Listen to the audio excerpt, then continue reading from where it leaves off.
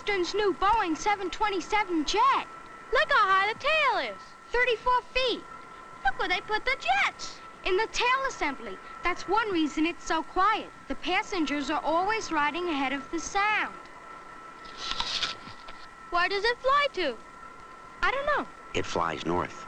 You can hightail it on Eastern's new 727 jetliner to Washington, Philadelphia, and Boston.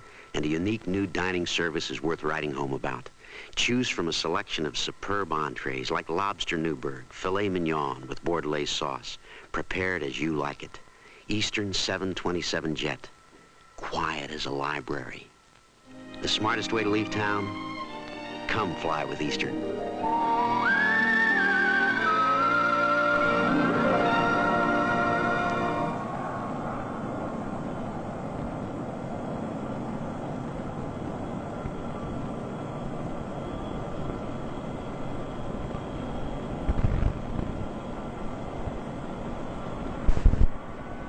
This airport, like all big city airports, is a busy place, with planes coming and going day and night.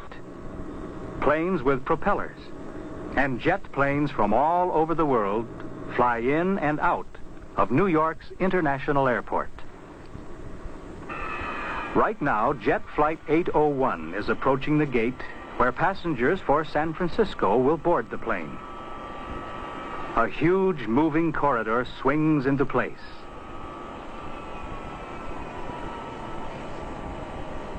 It is called a jetway. Through it, passengers can board the jet plane directly from the waiting room, safely and comfortably, regardless of the weather. The airport bus is already bringing passengers for Flight 801. But Sue and Bob Allen are at the gate ahead of time. They are taking their first airplane trip alone. The passenger supervisor, Mr. Peterson, is there to help them. They can be the first passengers to board the plane, he says, as he leads them to the boarding area. Grandpa Allen is a little worried. You see, Mrs. Allen and I just couldn't make the trip to San Francisco. Their parents, they've just found a house out there, and quite naturally they want the children with them. Really, there's no problem. We often have children traveling alone. Oh, by the way, let me introduce you to our stewardess. Miss Murray, Mr. and Mrs. Allen. This is Susie and Bobby. Oh, it'll be fun having them on board. Say, it looks like you have another passenger here. Oh, she won't be any trouble. No trouble at all, except she can't ride in the main cabin. However, if she has a ticket, I'm sure Mr. Peterson will find room for her. Flight 801, non-stop to San Francisco. Grandpa and Grandma will have to say goodbye here, for only passengers are allowed to go out to the jetway leading to the plane. There's Mr. Peterson, just putting Skippy into a box, specially made for dogs and cats that travel by plane. Goodbye, Skippy. Goodbye, Grandpa and Grandma, shout the children. And they hurry on to find a seat in the big and comfortable cabin of the jet. Now the other passengers begin to board the plane through the jetway. While the passengers get seated, Bob and Sue turn to the many interesting sights of the busy airport. Mechanics check and service the big jet engines. Men load luggage into special containers, which are then covered and closed and driven to a loading hatch under the plane. One container after another is then lifted inside the plane and moved into place by a conveyor. Other men load the mail into the plane and food for the passengers. Through the window, Sue can see the traffic control tower. It is higher than the other buildings, so traffic officers can see the planes coming and going. Their job is to direct traffic at the airport. Flight 801, use runway 21 left. Advise when ready to taxi. Captain Mills replies, Idlewild ground control, flight 801, ready to taxi. Now the plane is ready to leave. Before takeoff, Miss Murray helps Bob and Sue fasten their seatbelts. Seatbelts make takeoffs and landings safer for the passengers. Just before takeoff, the pilot gets his final flight orders this way, and the dispatcher gives the all-clear salute, which means, go ahead. And off she goes from the loading ramp to the jet runway. Jets are so big, that they need very long runways for takeoffs. And they fly so high that more air and oxygen must be added to the air in the cabin so that the passengers will be able to breathe comfortably.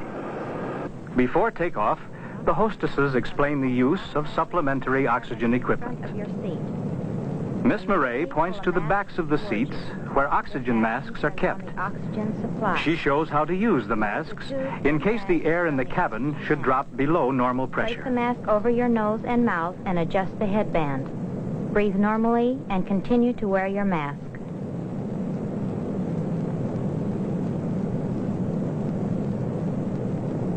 The captain pushes the throttle, and the big jet starts off. And finally, the wheels leave the ground. Oh, we're flying! We're flying! Soon they are high over the airport, the 4 jet engines working at full power. Jet engines have no propellers. The plane moves forward because burnt gases are forced out through the back of the engine. These jet engines have enough power to fly at almost 600 miles per hour. The jet is climbing higher and higher, leaving New York City far below. Captain Mills welcomes the passengers aboard. Today we're going to fly at an altitude of 28,000 feet. Our flying time will be just under 6 hours. Captain Mills, his first officer, and the flight engineer sit in the cockpit of the plane. The cockpit contains hundreds of instruments. These instruments help the pilot fly safely in the busy air lanes. Right now, the captain is setting one of the radio dials. But look who is coming. Children, would you like to have some lunch? Yes, please. Oh, I'd love to. All right. Can you get your tray down, Sue? Yes. And while the jet plane flies over the green farmlands of the Middle West, the hostesses prepare lunch trays for their passengers. Here is one for Sue. And one for Bob. See how neatly everything is arranged on the tray? Meat, vegetables, dessert, and milk. Sue is enjoying her lunch. As the passengers eat, the plane continues its westward journey over the Great Plains. Would you like to take a nap? No, thank you. Airplane seats are comfortable. You can push the backrest down and curl up. Many passengers like to take naps. But Bob and Sue have too much to see. Susan, would you like a junior stewardess pin? Oh, yes, thank you. And how would you like to be a junior pilot? Oh, I'd love to. Now Sue and Bob are glad they didn't take a nap. Look now, we're flying over Denver.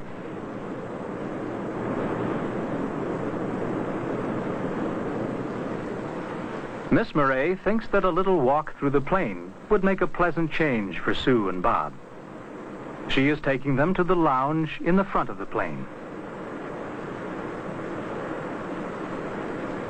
Sue finds a map on the table. Miss Murray, where are we now? We're exactly here, Susie. This is First Officer Jennings. We are about to cross the Continental Divide. The Continental Divide is a ridge of high mountains separating rivers flowing to the east from those flowing to the west. Sue wonders how the pilot can fly or find the airport in cloudy weather. Miss Murray tells her about the special instruments that guide the plane at night and in bad weather.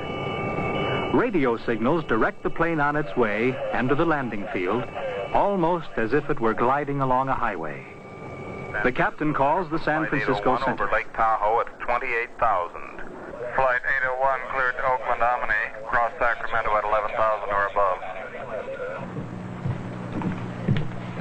Susan, since you are a junior stewardess, would you like to pass gum for me today? Okay. What about me? Oh, I have a box for you, too. There's one for you. And this one for you, Susan.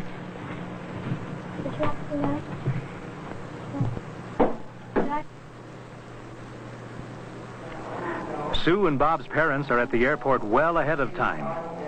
The passenger agent has assured them that the airplane is already over the San Francisco Bay. Fasten your seatbelt, please. Already? Sue and Bob are surprised. Wasn't this a quick flight? Below, they can see the city where their new home will be. Sue and Bob can scarcely wait to see their parents. And here is the airport. Slowly and carefully, their jet approaches the landing field. And soon the wheels touch the runway in San Francisco.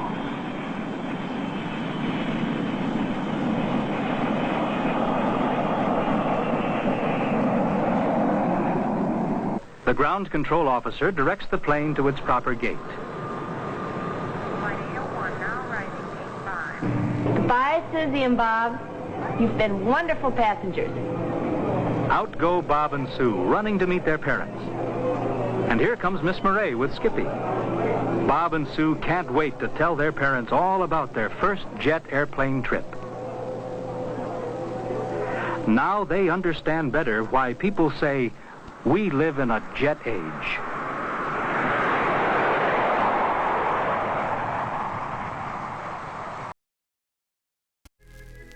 You're watching Sleepcore.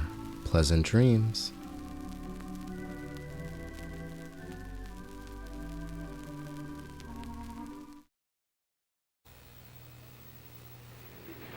For some reason, people think all airlines are the same. They're not. Several airlines bought 747s, but TWA built the first 747 terminal. TWA was the first airline to give you private customs and immigration facilities. Most other airlines still share. Only TWA gives you a choice of 2 movies on every movie flight. At busier airports, we moved our departures to 15 minutes before the hour, so thousands of our passengers beat the crowds every day. For years, the coach passenger has helped pay our bills. We're paying him back with a whole new coach service on TWA ambassador flights. Whether you're flying in the United States or around the world, it pays to spend your money carefully. All airlines are not the same.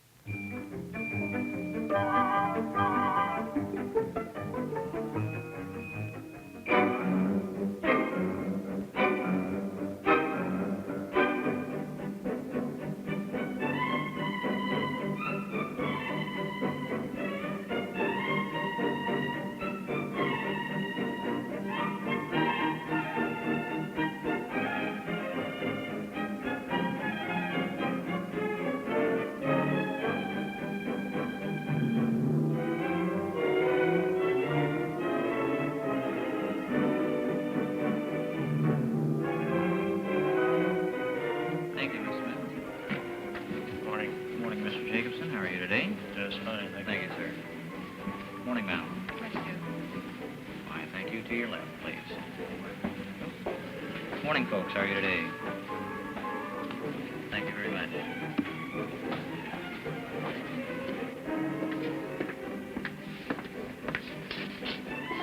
Morning, ladies and gentlemen. United Flight 126 for Chicago is now ready for boarding. We request that passengers only go beyond this point, please, and no smoking. Thank you, and have a pleasant trip.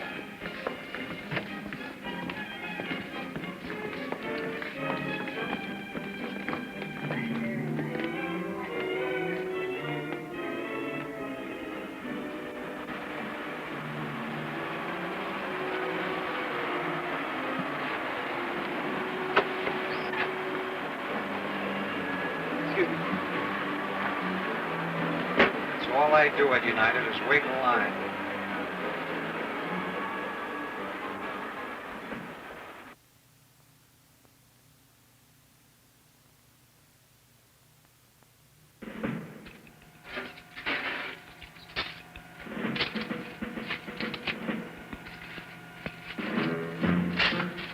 Hey, aren't you ready yet? We're just about ready to board the passengers. Well, of course I'm not ready yet. I've just got here. Give me a few minutes more, would you please? Okay, I'll give you 5 minutes and we're going to board, ready or not.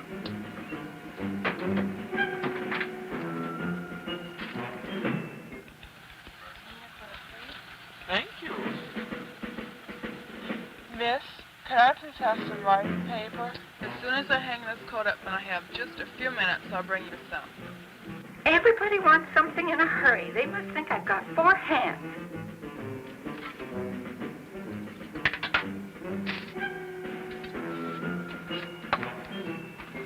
Karen, aren't you hurrying? At this rate, we're never going to get finished. I'm doing the best I can. You want these trays set up properly, you're just going to have to wait just a few minutes.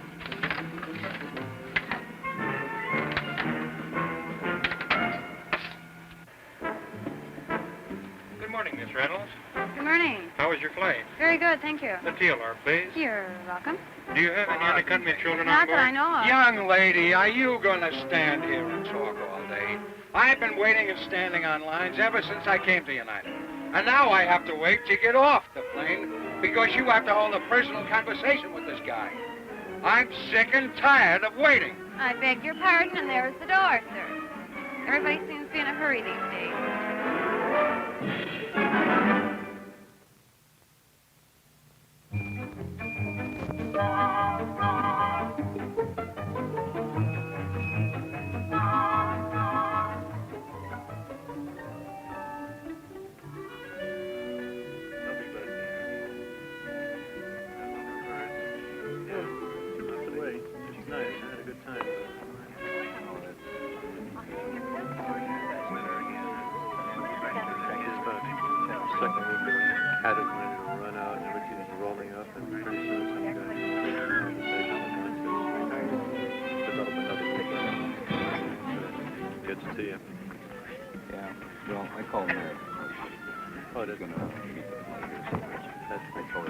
Pardon me, sir. Is this your briefcase in the overhead bin? Yes, it is. Would you mind if we could see if this would fit underneath your seat? It's a little bit heavy to be put up there. Sure, that's fine with me. Thank you. May I hang your coat for you, sir? Why, yes, I'd appreciate that very much. Thank you. You're welcome. Did you,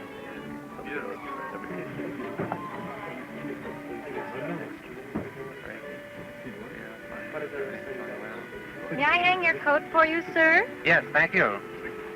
What is your destination? Chicago.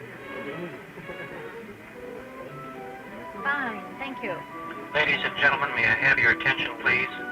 We've just been advised that there will be a delay in our departure of about 45 minutes because of further servicing of the aircraft. I've checked with the captain, and you may smoke while we're here on the ground. Also, if you'd like to leave the airplane to make a phone call, please feel free to do this. Either I or the stewardess will be in the cabin to help you with any problems you may have. We regret this delay and will keep you advised of any further developments. Thank you for your attention. Not again.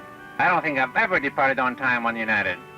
Yeah, it seems like they're always having problems.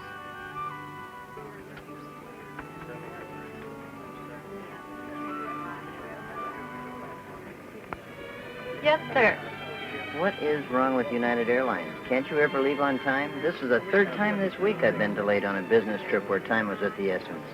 Delays really are irritating, sir. Is there something I can do to help you? Well, I don't know. I do have a business meeting at my office an hour after our scheduled arrival time. And if we're delayed more than 45 minutes, I'll never be able to make it to the office in time. If you'd like, you can run to the terminal, make a phone call to your associate, or perhaps we'd like our passenger service here to send a message ahead so that a phone call can be made by our office in your destination city.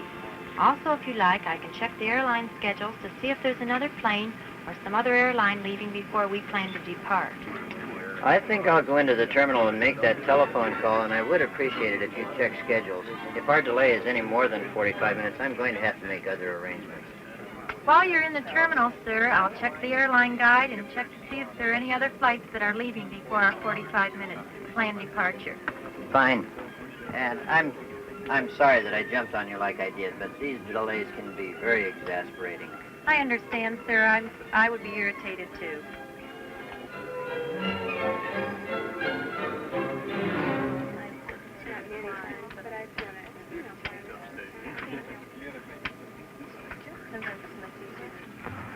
Yes? Is there any way that I can let my friends who are meeting me know that I'm going to be late? I don't think a phone call would do any good because they probably already left for the airport.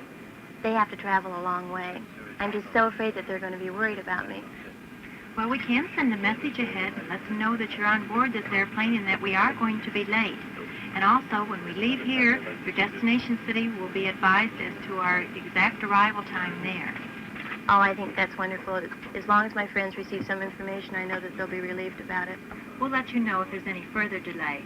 But while you're waiting, would you like a magazine to read? Yes, I would like that. Would you please get me a Reader's Digest? Fine, I'll do that. Thank you.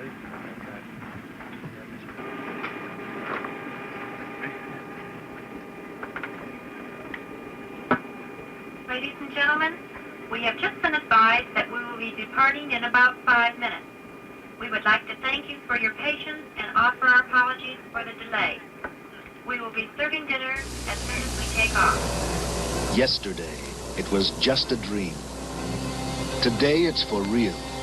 Pan Am introduces the plane with a spiral staircase in first class, the plane with the 2 wide aisles, and the 3 widescreen movies, and the 8-foot ceilings in economy.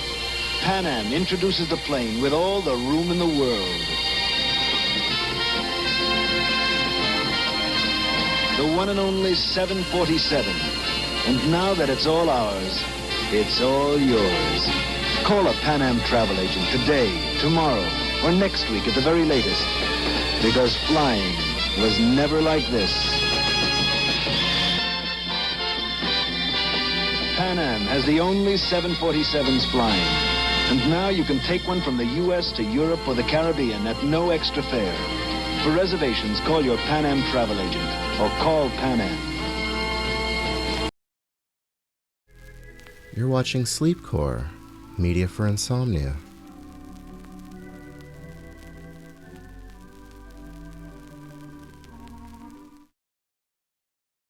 Golf Papa Victor, Roger, call London Tower, 118.2, over. Roger, Papa Victor.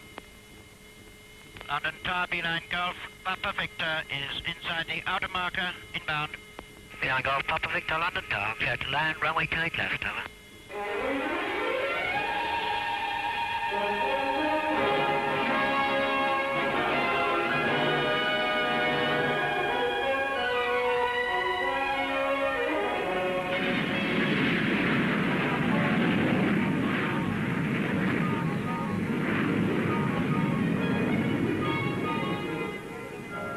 Mr. Modern Traveler expects speed, comfort, reliability, and the surest way he can get all 3 today is to fly. Of course, Mr. Modern Traveler is thinking of his own special journey. He thinks he's 1 in a million. BA know he's 1 in over 7 million. That's the number of people BA transport every year, and nearly all those start here at BA's London Gateway, the terminal in West London.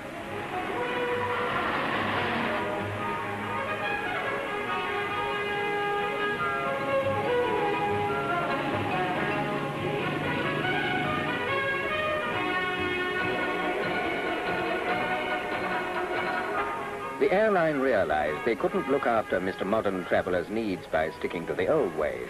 So they started to change things, and they started at the beginning, where BA first meet the people in their care.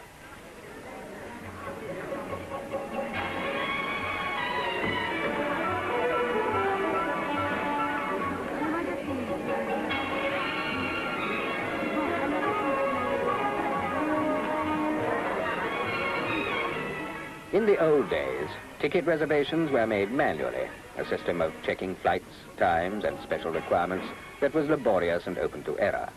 Nowadays, it's a different story. Good afternoon, BEA. Can I help you? Yes, indeed. Just a moment, please. We have one... travel out on the 2nd, for instance, then you would be entitled to a cheaper rate. You can't really go until the 18th. I see. If you'd like to hold on. BEA have automated the whole thing. Operators here cope with 10,000 calls a day, easily. Members of the public, travel agents, other airlines, all put their inquiries through here. This is BEA's new nerve center. Yes, certainly, sir. Do you wish to travel to Orly or Le Bourget? And what time do you wish to travel, sir? There's a flight leaving at 08:30, 100 hours. There's another flight leaving at 09:30. First class or tourist? And how many passengers are traveling, sir? What date? 14th of May. Just a minute, please. Yes, I can confirm one tourist class seat on flight B. The nerve center gives the instruction, Leaving London at 08:30. and the brain gives the answer. The brain is a computer, calculating in clinical calm on the floor below the booking hall. Its magnetic memory produces the answer at the push of a button. Where to? Where from? How long? And it memorizes all the new information for future reference. The brain gives the answer, and the voice gives the message. The coach for British European Airways, flight BE 568 to Zurich, will leave gate 11 in 1 minute. This is the final call for flight BE 568 to Zurich. And so Mr. Modern Traveler, bound for Zurich, is on his way. BEA christened their computer brainchild Beacon, and Beacon's got relations everywhere. In Belfast, Birmingham, Edinburgh, Glasgow, Manchester, Dublin, Amsterdam and Paris, all linked to London.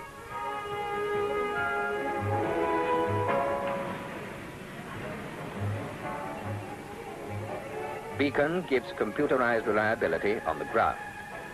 How is this matched in the air?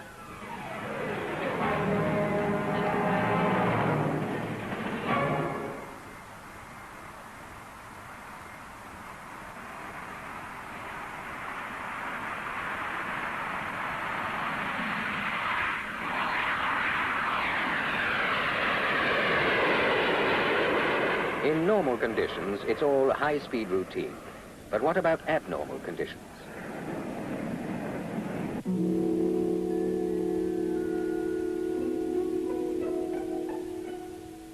Fog is the very worst of abnormal conditions.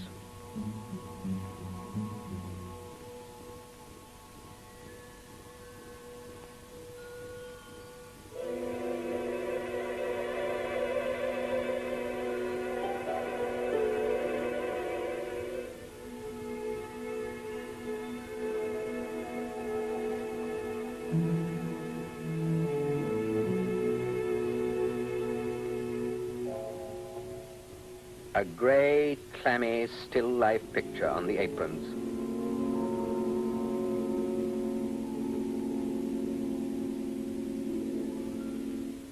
And a blue study in the lounges.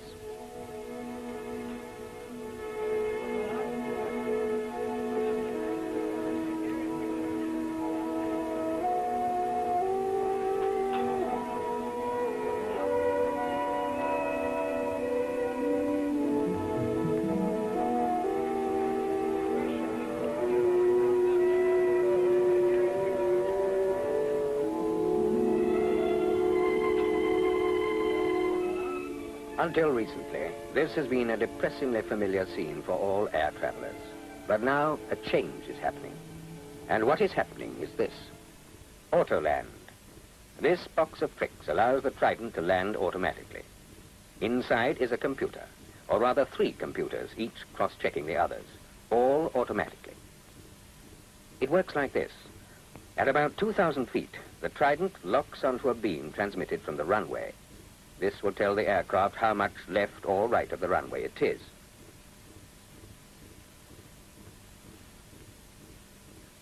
At about 1,000 feet, the pilot switches to autoland, and the Trident then follows a second beam which points it at the correct angle to the runway. During this time, all controls function automatically, with the pilot keeping a close eye on the instruments.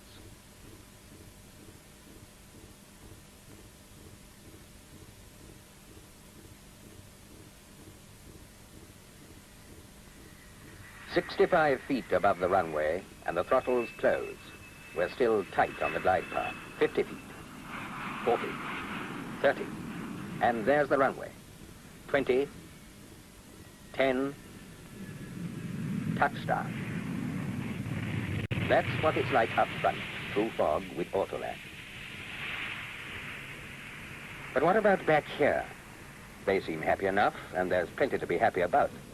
The plane makers and the plane operators have made sure of that. The Hawker Siddeley Trident was designed from the start for automatic landing, and on the BEA Tridents, it's a standard fitting. A standard fitting that's had to prove its absolute reliability. 99% sure is not enough. On a Hawker Siddeley test rig at Hatfield, Autoland has been tested and retested. How the Autoland Trident will behave in the air is analyzed here on the ground. Already on the Trident, thousands of automatic landings have been made. The aim is to be able to fly even when the visibility is down to 100 feet or less.